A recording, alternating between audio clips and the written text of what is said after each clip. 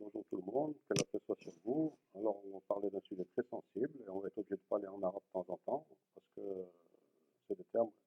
Alors, c'est le sujet, c'est le divorce et les mariages dans le cadre de l'islam.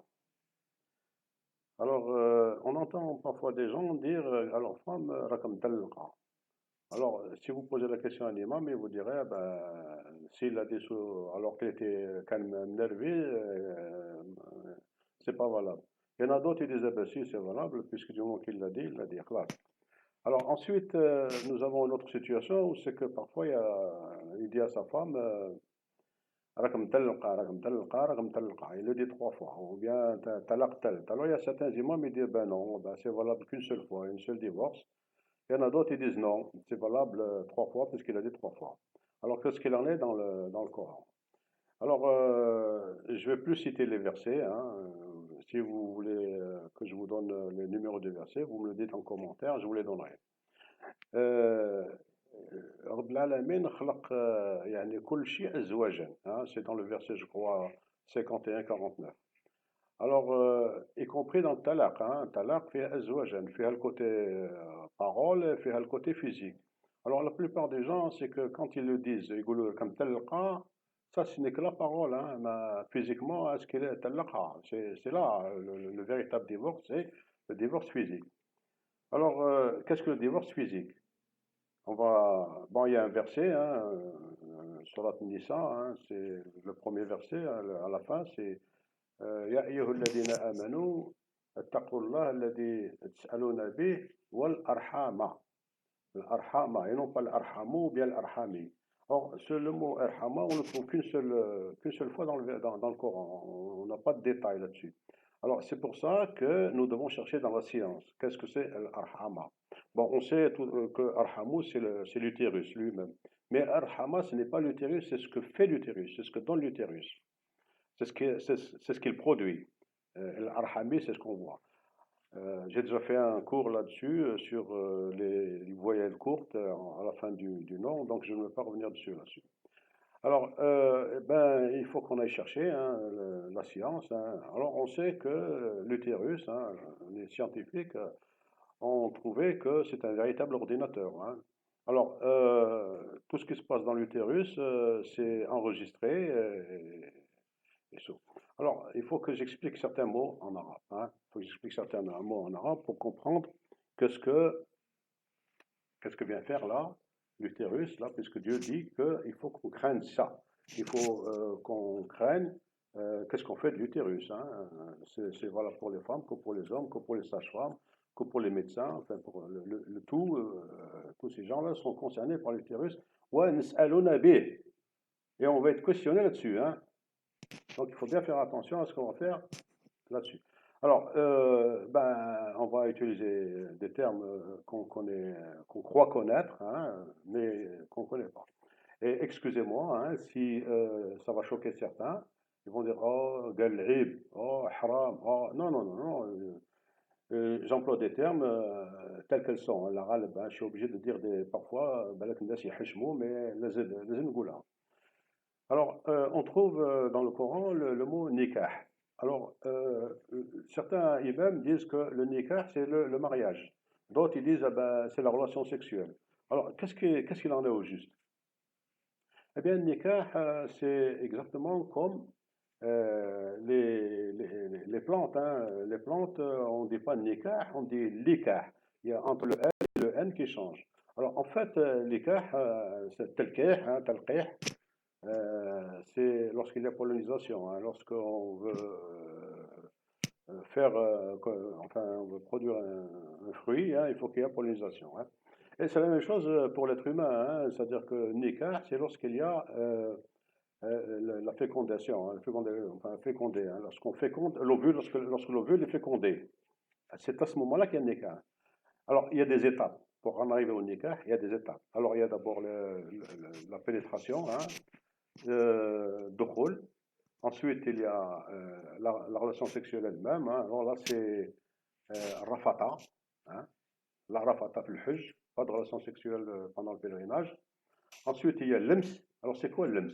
Alors, l'EMS, c'est pas le fait de toucher, hein, ça se passe au niveau des organes, hein, pas plus, hein. Alors, l'EMS, c'est lorsqu'il y a le sperme touche, lorsqu'il y a éjaculation, lorsque le sperme touche l'utérus. C'est à ce moment-là qu'on appelle, que dans le Coran, c'est l'EMS. Hein, et là, l'EMS dit ça, c'est dans le cadre de l'Odo al-Kbir, il y a un verset là-dessus.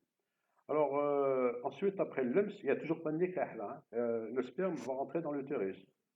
Alors, c'est à ce niveau-là, c'est-à-dire au niveau où il y a l'EMS, où ce qu'il y a, euh, lorsque le sperme touche l'utérus, c'est à ce moment-là que l'utérus, il va programmer l'odeur de ce sperme. C'est une odeur particulière, parce que chaque être humain a une odeur particulière, hein. Aucun être humain, c'est comme un peu comme les empreintes digitales, hein. Je ne pas ça, moi. Donc l'utérus va se mettre en programme de ce sperme-là.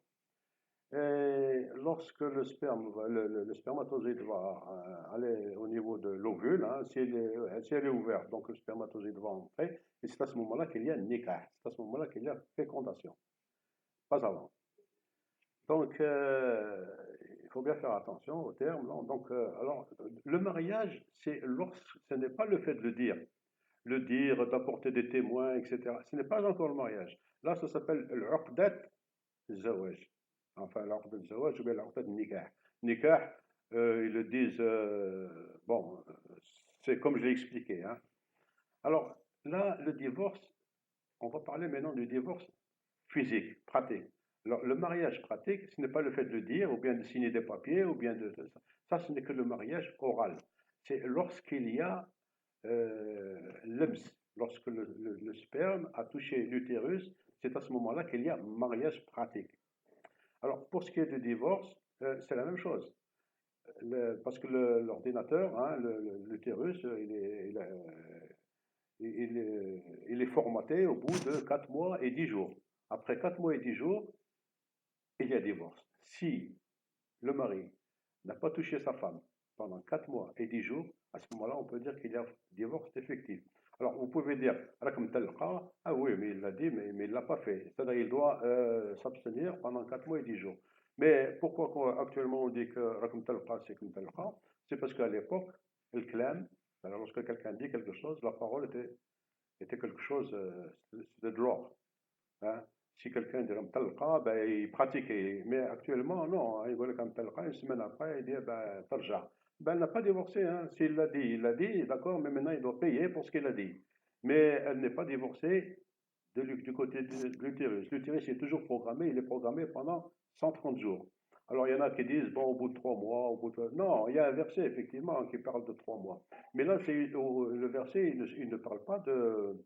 euh, hein. C'est pour reconnaître est-ce qu'il y a l'enfant, ou il est né, ou il n'est pas né. Bon, je ferai peut-être une vidéo là-dessus, hein. Alors, pour ce qui est certains disent que, ah oui, mais non, c'est lorsque le mari il est mort, c'est le cas de Ntal Huzn, et il faut ajouter un peu plus pour leur. Eh ben non, hein, parce qu'il y a des femmes, elles sont bien contentes, hein, que leur mari il est mort, hein. Même, il y en a même qui l'empoisonnent, hein. Et il y a même un pays où, moi je ne vais pas citer le pays, où il est dit que, enfin il est dit, il y a les femmes, hein, lorsqu'elles divorcent, ben, elles font une fête, hein, elles sont contentes, hein, d'être divorcées. Donc, n'a rien à voir avec la Huzn, hein. La Huzn n'a rien à voir. Il y a des femmes, effectivement, il y a Hajnou, c'est vrai, elles sont tristes, mais il y a des femmes, elles sont très contentes d'avoir divorcé. Alors, le divorce, vraiment, réellement, je ne peux pas faire une vidéo trop longue, le divorce réellement, c'est lorsque il n'y a plus de contact sexuel pendant 130 jours. C'est à ce moment-là que le divorce est effectué. Parce que le fait de le dire, ben, il va payer, hein, parce qu'il lui a fait quand même, il a fait peur. Donc pour qu'elle retourne, il va lui donner un cadeau, il va se demander pardon, elle va s'excuser, mais il n'y a pas de divorce. Le divorce, il doit être physique et non oral, hein, c'est pas le fait de le dire. Alors je m'arrête là, hein, parce que la vidéo ne doit pas être longue, mais il y a beaucoup de choses à dire, et c'est juste pour vous dire que pour divorcer, il y a le moral, il y a l'oral et le physique.